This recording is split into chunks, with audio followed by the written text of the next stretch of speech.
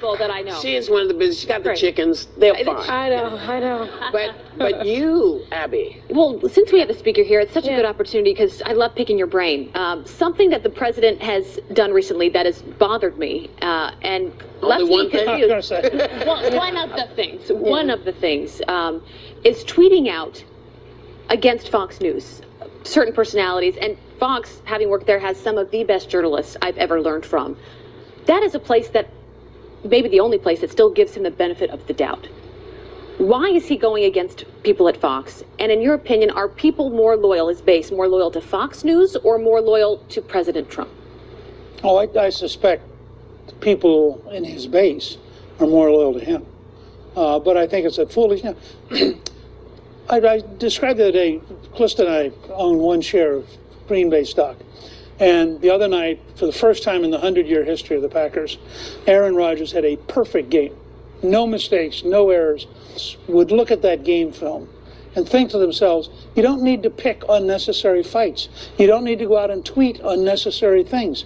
The presidency is a big enough job that if you'll just focus on things the size of the president, you'll be in better shape. You mean do his job? Yeah. I think define his job narrower. Yeah. I think define his job narrower. And I think... Have you told him that before? Sure. What does he say? Well, I'm not going to tell you what the president says, but I think the evidence of my inability, you know what he my said. inability to communicate that is pretty clear. But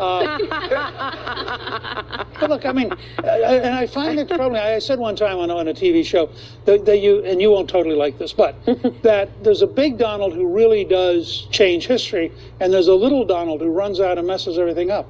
But the little Donald seems to overtake the big Donald each and every day. Little Donald gets more publicity. Yeah. He gets more publicity, which he cares a lot about. Yeah, but the big Donald actually has changed history.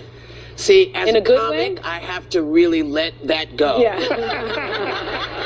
Because I could do so much with that visual that I'm just going to be a good girl right now. Yeah. But you were saying, Sonny? It just seems to me that, I think a lot of people want their legacy to be a good one.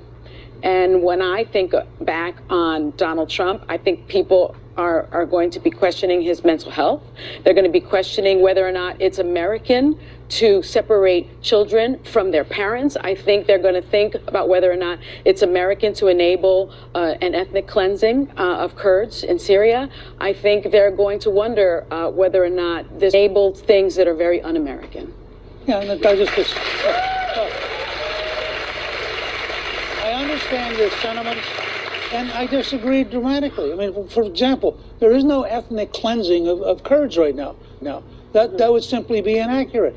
It's not true. How about the kids? I think the project of dividing up children from their families, largely driven by really bad judicial decisions, is a terrible concept. But I would also ask you, what do you do if you have 10, 20, 30 million people willing to cross the border? Stop poking the bear. I don't think you Stop separate poking the them bear. from their families. Which bear?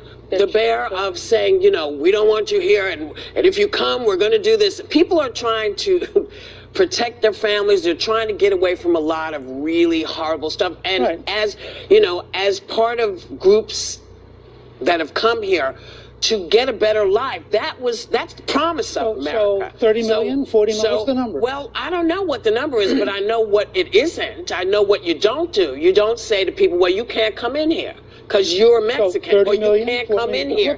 Listen, 40 million people are not coming here. Obama was the guy that sent all the folks back. Everybody was so why aren't you mad at him? Because he did it with the idea that not dignity. Let me tell you something. I learned something through the presidents I've known over the years. And one of the things that they don't do is they don't make a lot of these decisions snap, and they don't take them lightly. This man does not take the importance of what his decisions mean to people's lives. Every president, whether I liked what they did or not, at least was thoughtful. This man has not been thoughtful about how to...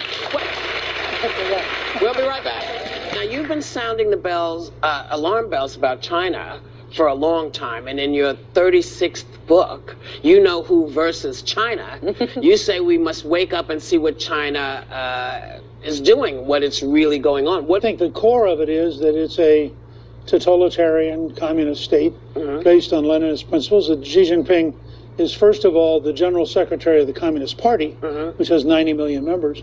Then he is the head of the military commission, and the army in China is an instrument of the party, not the government. Right. And then third, he's president of the government. And they always talk about him as president because they want him to seem normal. But they get up every morning and they want to know, how do they make the Communist Party stronger? What do they have to do to secure the future of the Communist Party? And they've locked 1 million people up in Western China, among the Uyghurs. They're currently putting huge pressure on Hong Kong. We just saw what they did to the National Basketball Association. And I think they're the greatest challenge we've had since the British in the 1770s. More than Putin? More than Putin, more than the Soviets, more than the Nazis. Now, when he says that, when we talk about him as president for life, you know who always says, you know, that's a great title. You think that's funny? Can you tell him to stop doing that? Because the implications are not good. I think it's silly. Yeah. What'd you In tell? Putin's case, I just read this morning. Putin's grandfather was the cook for Lenin and Stalin. I mean, Putin has a nice, legitimate tradition of being a tyrant. We don't have any tradition of being a tyrant here. We're not going to tolerate it. And in fact, part of the nice thing about America is the noise we have. If you don't like Trump, you go out and you say you don't like Trump, but there's no secret police. There's no disappearing of people. You know, there's none of the things you see in China. Having lived there, Free press. Yeah. having lived there, when I saw people speaking their minds, their internet getting shut off or being caned, sometimes it got quite violent. I said to myself, as ugly as free speech can get, and it gets ugly, don't ever complain, because the alternative is far worse. And the president, this is an issue that he has been maybe tougher than any president before him on China, on being taken advantage of. But this is where I think he loses people like me, and I think a lot of people, when he tweets out, he congratulated China on the 70th anniversary of communist rule. I don't need to tell you the sufferings that have gone on in China. It was just a mistake. And it takes away from maybe some of the things that are being done.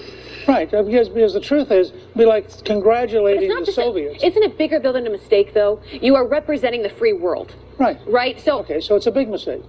But he continues to do it over and over and over again. Why does he continue to get a pass? Part of the complexity that makes it challenging for me, not for you, is that a lot of things he does are historic. As you pointed out, he's the toughest president we've ever had on human rights in China. He's the toughest president we've ever had on the Chinese cheating on trade. So in some ways you look and you go, wow, that's really good. Then he does something like that tweet and you think, what are you guys thinking about? Well, it always seems to feel like there's self-dealing involved, because his daughter has all these Chinese patents that seem to come up. American, American know? But she also has. Wait, she has American patents. Let's be fair. It feels she a little American self-dealing. patents, which she got before her father was president, when she ran her own business. She got some. I would think you'd be in favor. So here's what's happening, y'all. She got some afterwards as well. We gotta go. We gotta go. But I'm gonna do one more spin for you. We'll be right back. Edward.